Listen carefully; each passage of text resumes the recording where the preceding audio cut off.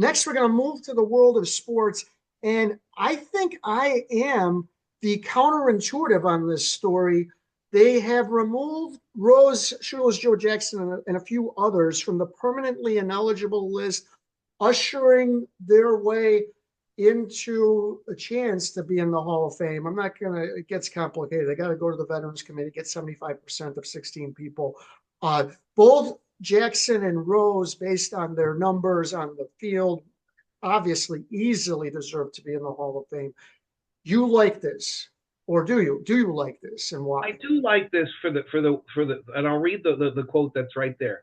Therefore, I have concluded that permanent ineligibility ends upon the passing of the disciplined individual, and Mr. Rose will be removed from the permanently ineligible list. So the issue is, what is this? What did they do?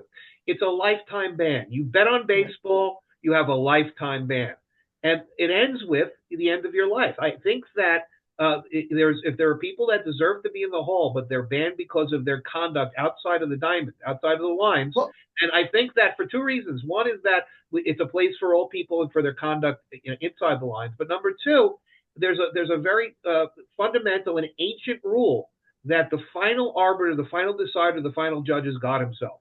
right. And so, you can't. Who the hell I'm is Cooperstown to think that they're more important than God?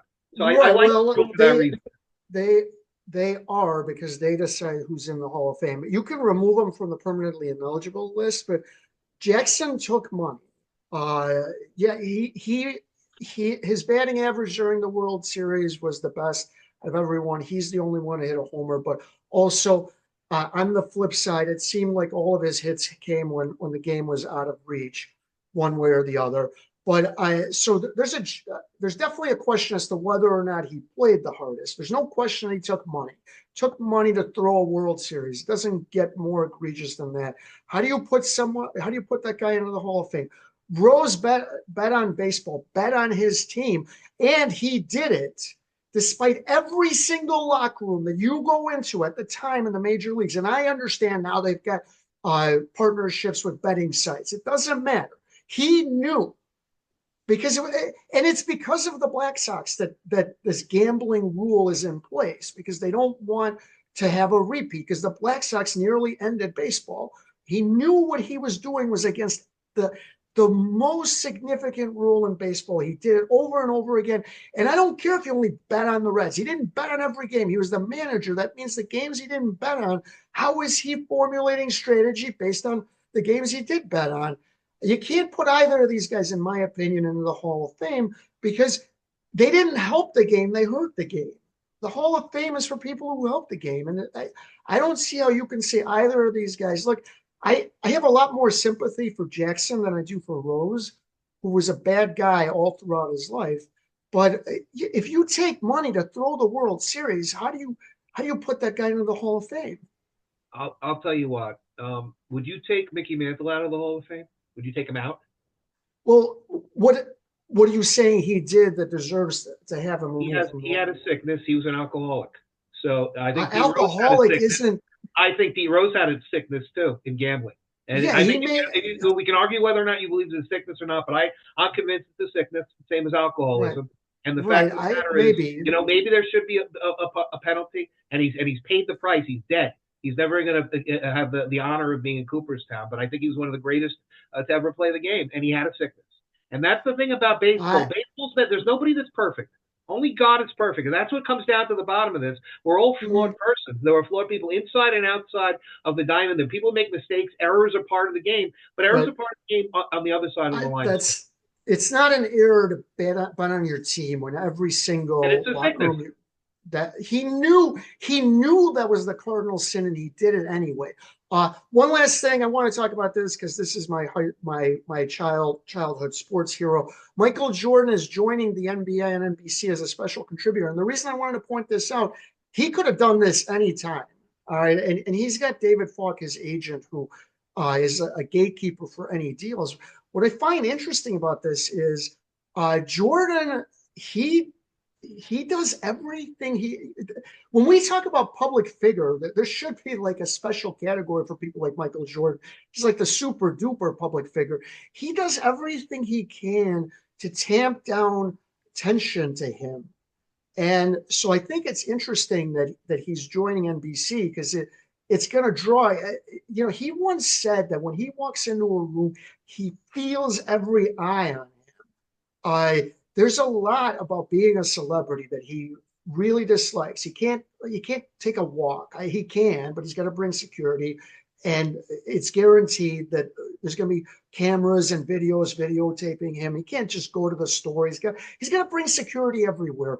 That's the life he leads. I'm not saying you got to feel sorry for him, but a lot of the former players, Magic covered, he was the play-by-play guy for the 92 NBA Finals. In fact, Michael, when he shrugged, was shrugging at Magic, and Magic tells the story. Isaiah's been on a lot of these shows. Obviously, Barkley and Shaq do the NBA and on TNT.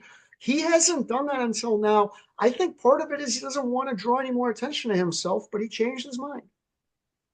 I think he signed an 11-year deal. I think he's doing it for this reason, in my opinion. I think that he's seeing that the LeBron era has come to a close, and now for the next decade, he's going to remind everybody why he was the greatest of all time. Right. I think that's what he's going to do. I think it's more. I don't.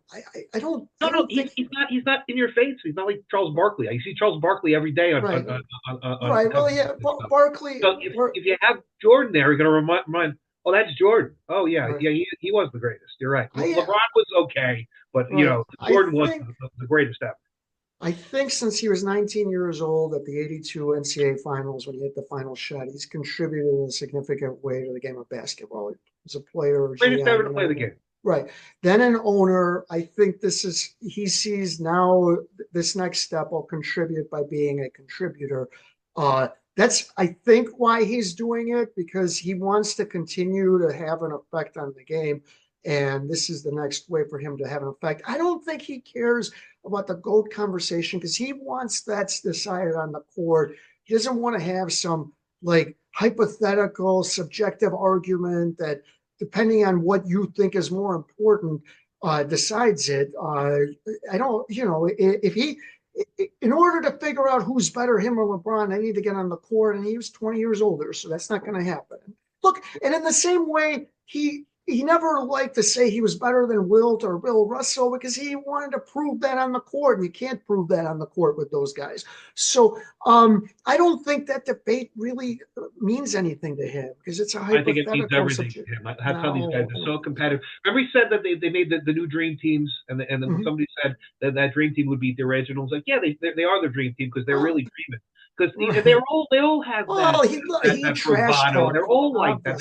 But Jordan is one of those competitive people. That brings me up to another point.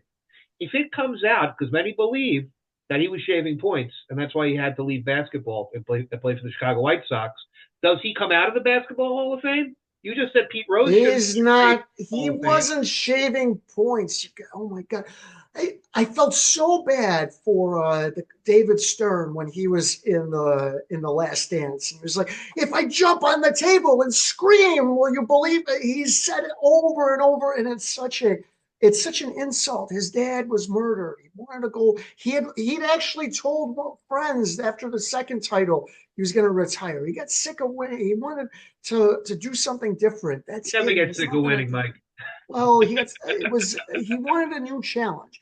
So that's what he says is not. It's not a lie. All right.